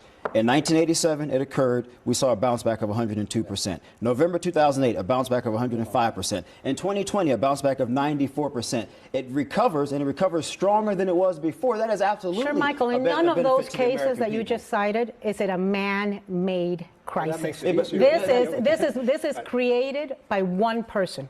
Donald Trump. This isn't COVID. This isn't a financial bubble. This is all manufactured, created, drummed up. Well, then that means it should bounce back quicker, right? I'm just saying, I mean, a bounce back is a bounce back. A downturn in the market corrected itself. What does that got to do with who caused it? Somebody got sick and then they took some medicine and got better. Doesn't matter what the ailment was if we got a panacea, if we got a cure for it. I don't know. It's a lot going on here. All right, guys. I don't know how much more of this we got. I don't know what to say. All I can, yeah. In the meantime, share my Stephen made the point talking about working class voters, and now the Republican Party is more multiracial and working class compared to years before. And when you look at it from the perspective of people in the Rust Belt, what have they seen since the early 90s as a result of free trade? We just saw this. Okay, so I got this twice. Okay. Yeah. I think that's all I have on this particular topic. I think it is. Yeah, there was another clip of Michael getting pretty pissed off, but I don't know if I have that right now. Yeah, I guess I'll find it because Michael's a good guy, man. He's they want Michael to just, to go after Trump. I think that's what it was. They were like, why won't he go after Trump more? The same people wouldn't say I'm worried about Biden. It's like, why don't he go after Trump more? You got to get at Trump. That's their thing. That's what they want to see happen. Let's see if we can find it. There was a bitter an exchange. Here we go.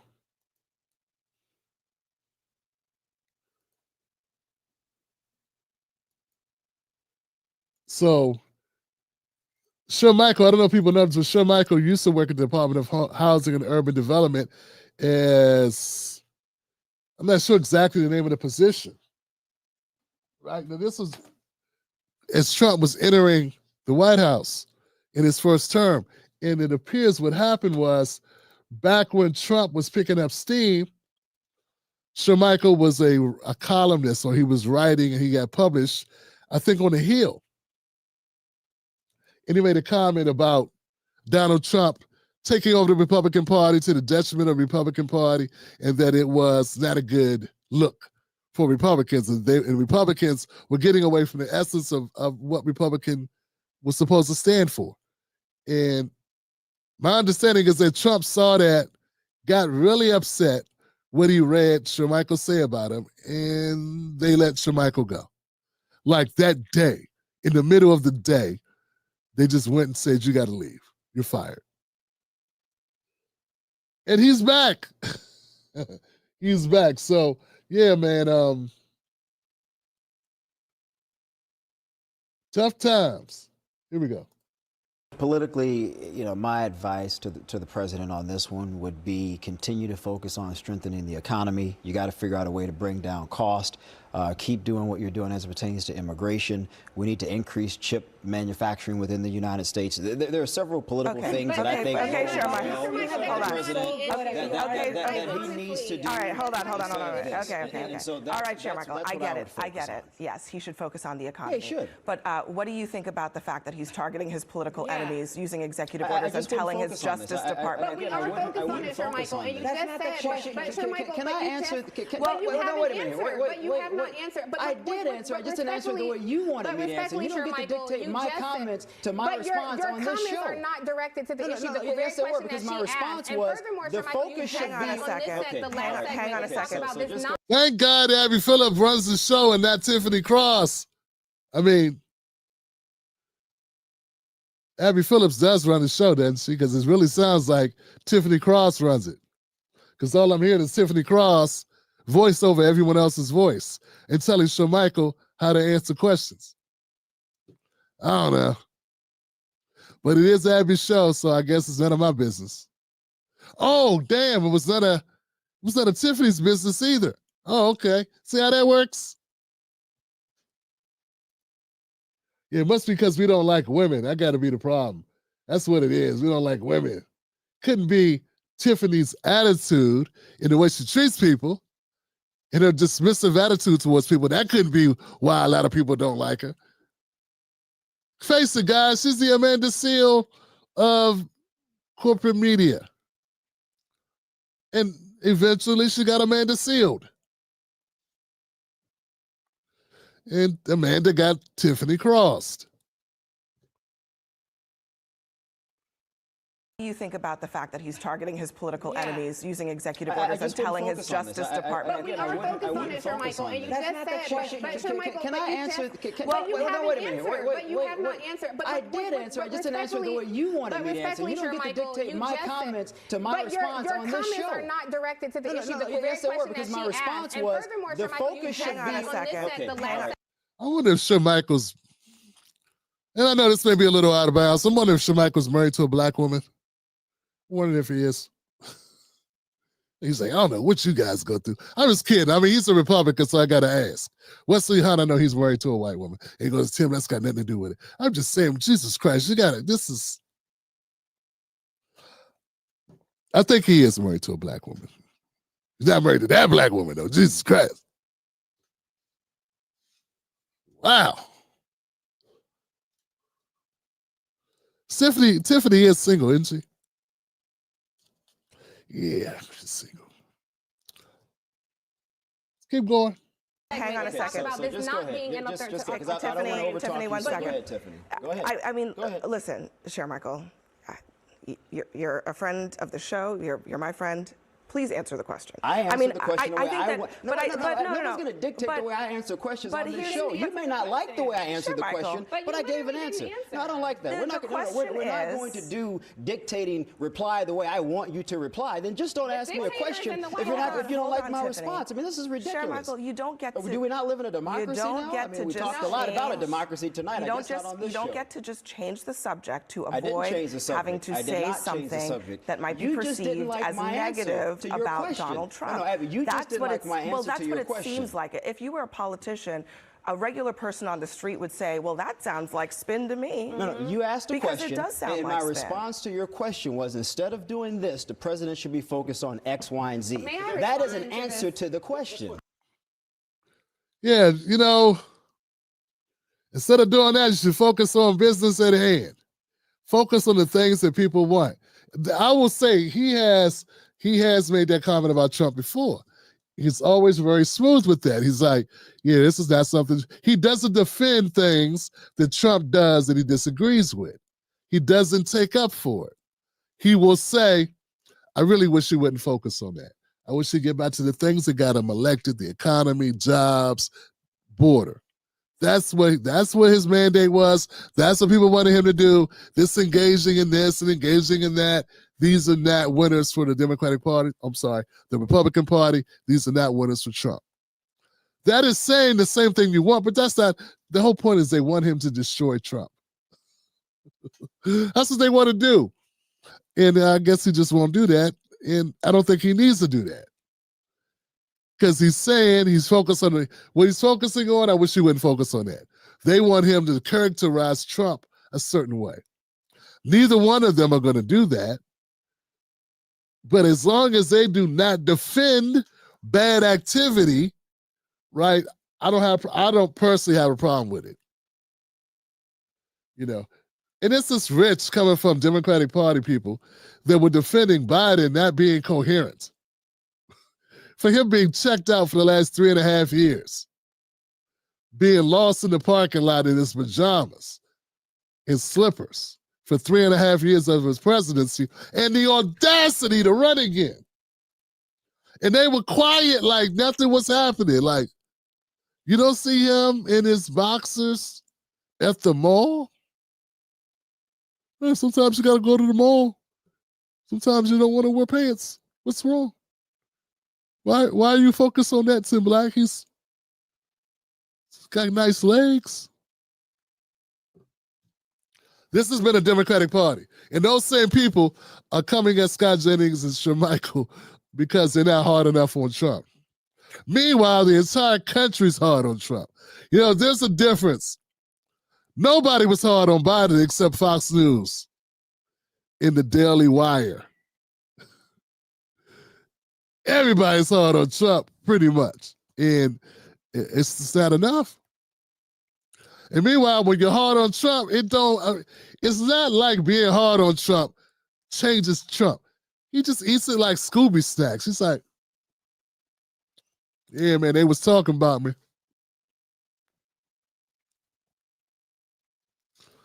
He eats that for breakfast.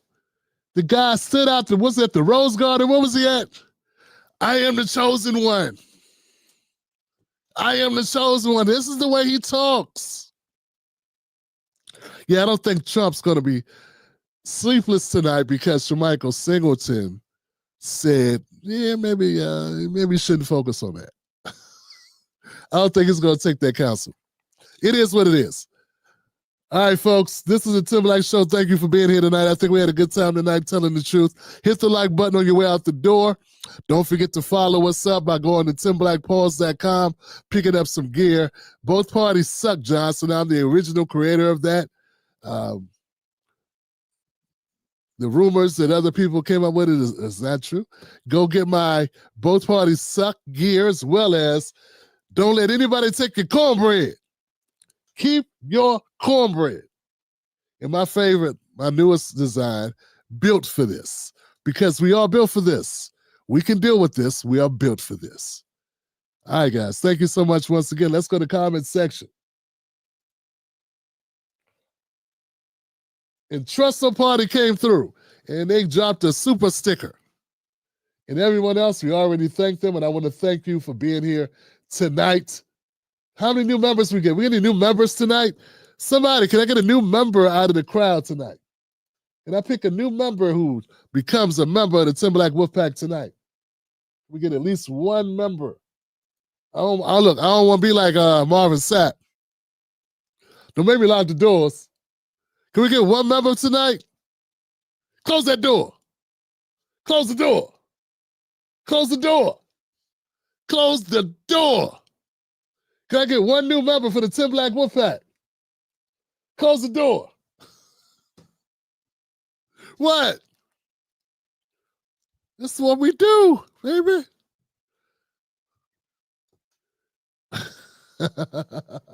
Look, Popo Nay and Shelly gave somebody one. Give it up for the Popo Nay. Yo. Popo Naya went on and hit it. Look, he done went on and did it. So I'm gonna give somebody one. That's my brother, man. I appreciate you, Pop. Mr. Shelley in the house in this joint. Thank you, sir, for what you do. All right, guys, I'm good. Have a great evening or morning.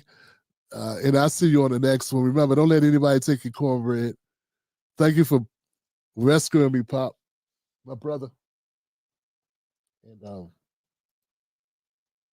yeah, we up out of here. We up out of here, Johnson. And as always, hold on, what we got here? And as always, I don't know where it's at. As always, guys, like I don't know how to get that. There we go. And as always, yo, sign me up. What's up, Kevin Hill?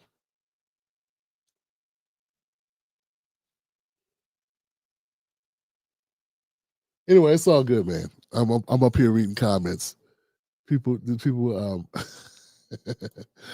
Ibn Seville, sign up, Ibn.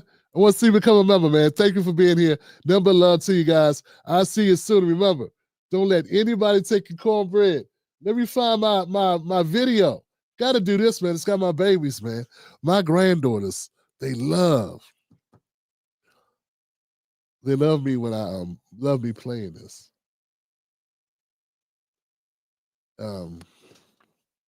Yeah, man. Like I tell people, man, we have a good time doing this show, and I have a great time being here, and I'm blessed to be able to do this show. So thank you guys for supporting what we do. I'll see you soon. I'll see you on the next one. Be back tomorrow, 10:30 p.m. Eastern Standard Time for our Friday edition of the Tim Black Show.